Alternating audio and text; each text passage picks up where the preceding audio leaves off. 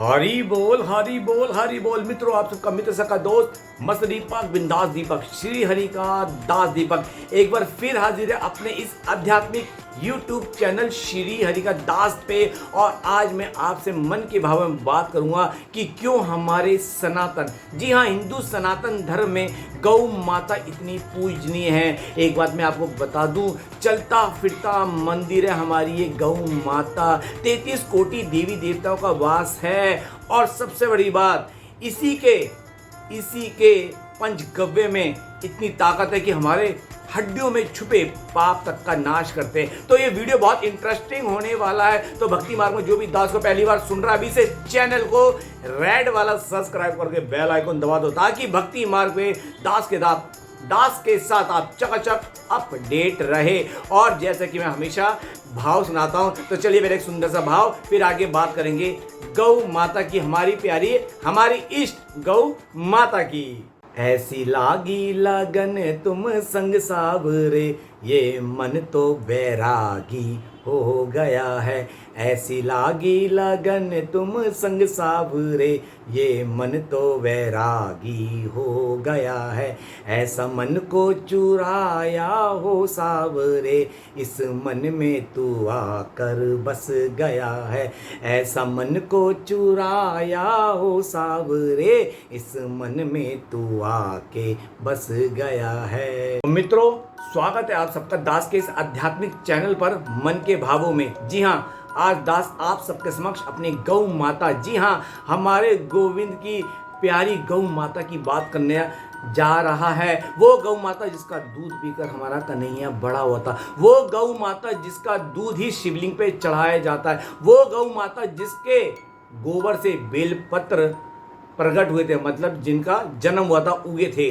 उन गौ माता की, हम सब की इष्ट, देवी देवताओं की इष्ट, गोविंद की प्यारी हम गौ माता की बात करने जा रहे हैं। तो ये वीडियो बहुत इंटरेस्टिंग है। और एक बात और बता दूं, गौ माता के नित्य दूध सेवन से ही आपके अंदर जो भी पाप हैं, इवन इसके पंचगव्य, जी हाँ, शुरुआत करते हैं पंचगव्य। तो याद रखिए, गौ माता के पंचगव्य से आपके बड़े से बड़े पापों का नाश हो जाता है। पंचगव्य क्या होता है? गौ माता के पिछले भाग से निकले 5 पदार्थ, जी हाँ, गोबर, गोमूत्र, दूध, दही, घी, इन पांचों को मिलाकर पंचगव्य बनता है। और जो श्रद्धा भाव से नित्य इस पंचगव्य का सेवन करता है, यकीन मानना, हड्डी जो है ना, हड्डियों के अंदर छुपे बड़े से बड़े पाप भी जो सूक्ष्म रूप से छुपे हैं, उनका नाश हो जाता है। और जो पंचगव्य का सेवन नहीं करता, वो सिर्फ गौ माता का दूध भी पीता है, तब भी, क्योंकि पंचगव्य में से एक गव्य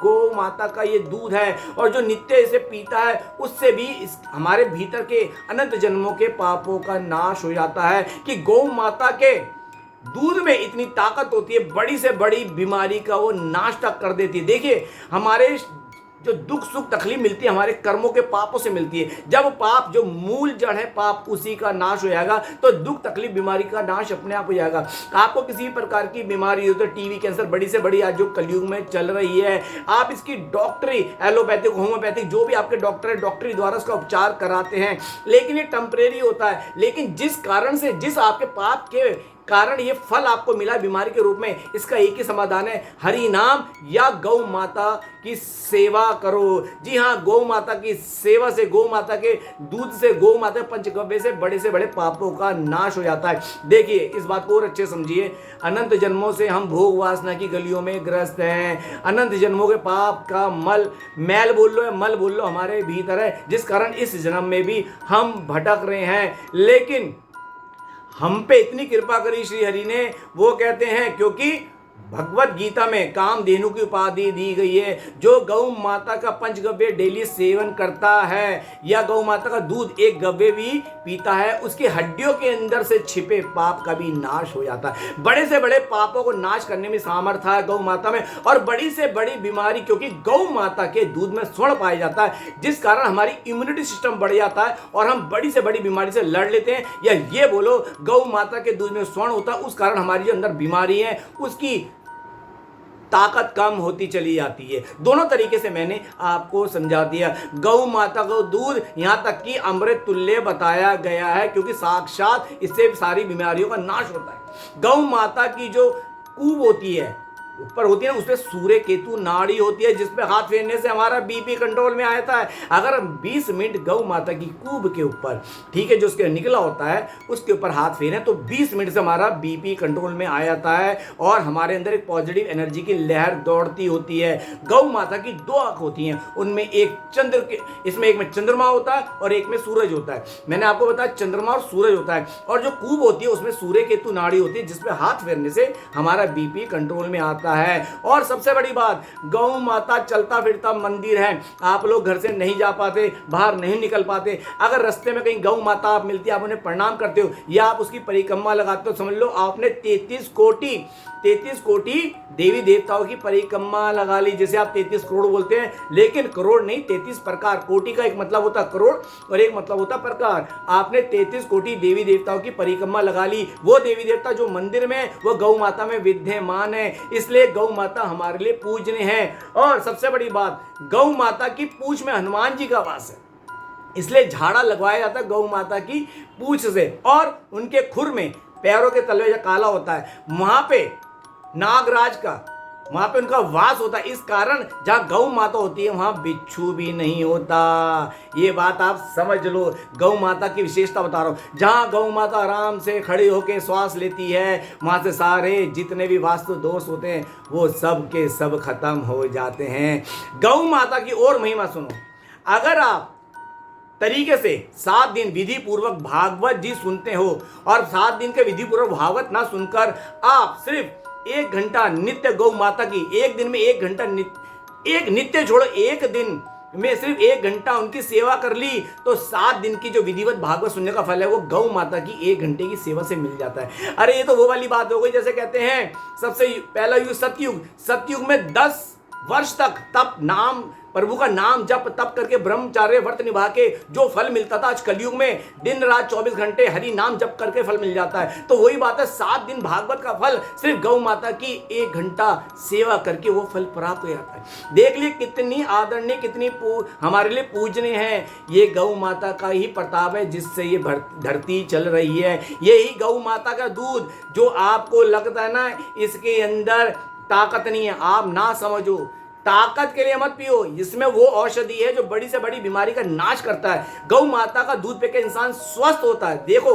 मैंने क्या बोला है, और गौ माता के दूध में ही वो ताकत होती है जो हमारे पापों का नाश करती है। और जब हमारे पापों का नाश करती है तो हमारी बुद्धि निर्मल हो जाती है, और बुद्धि जब निर्मल हो जाती है तो उससे हम वेद पुराण को समझ सकते हैं। क्योंकि पाप हमें वेद पुराण की शरण में नहीं जान सकते, हम नहीं समझ सकते क्या है, लेकिन गौ माता का नित्य दूध पीने से बुद्धि निर्मल हो जाती है, कोमल हो जाता है, मन शुद्ध हो जाता है। फिर हमारे में वो बुद्धि विवेक जाती है जिससे मैं अपने सनातनी संस्कारों को, वेद पुराण शास्त्रों को, उस ज्ञान को जान सके और उसकी राह पे चल सके।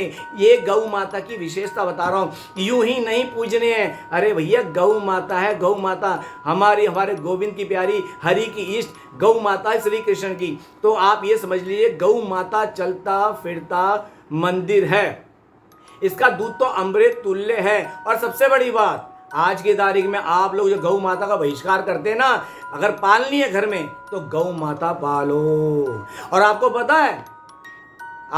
है गौ माता जहां पलती है वहां के आस पड़ोस के मॉल में इतनी पॉजिटिव एनर्जी देती है कि सारी नकारात्मक, जहां तो सांस लेती है उसके आसपास की भी सारी नकारात्मक एनर्जी खत्म हो जाती है। और रस खान जो मुस्लिम भक्त थे, रस खान, उन्होंने एक बात बोली थी, अगर मेरा अगला जन्म हो तो नंद बाबा की गौ माता के रूप में हो, उन्हीं के बीच में हो। ये भक्त शिरोमणि रस खान जी ने बोली थी। तो दास का हृदय तो अपने सनातन धर्म में वैसे ही बहता जा रहा है, क्योंकि मेरा सनातन धर्म परम था, परम है, परम रहेगा। क्योंकि गोविंद की भक्ति में, हरि नाम की भक्ति में, मेरे श्री हरि की भक्ति में मेरा इस दास का मन हमेशा गदगद रहता है। मैं तो गोविंद की प्रेम धारा में मेरा मन ये बहता जा रहा है, मैं आनंद के सागर में गोते लगा रहा हूँ। इसलिए बताता हूँ आप सबको, गौ माता हमारी इष्ट है। आप कहीं नहीं जाते, गौ माता को डेली अगर आप रोटी देते हैं तो ना जाने आपकी हथेली पे गुड़ रखते हैं या रोटी देते हैं तो गौ माता हथेली से जब आप चाटती है, आपकी सारी सोई तकदीर के भाग्य रेखा को जगा जाती है।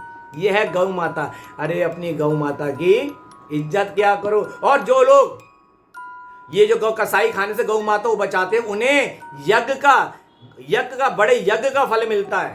गौ माता को जो कसाई खाने से जाने से बचाते हैं ना, उन्हें गौ माता का यज्ञ का, धर्म का जो यज्ञ होता है, फल का फलीभूत होता है। याद रहे, जो भी इंसान गौ माता को उठाने से लेकर कसाई खाने तक पहुंचाता है, उनमें जितने लोगों का रास्ते में हाथ होता है वो सब गो वध हत्या के अपराधी हैं।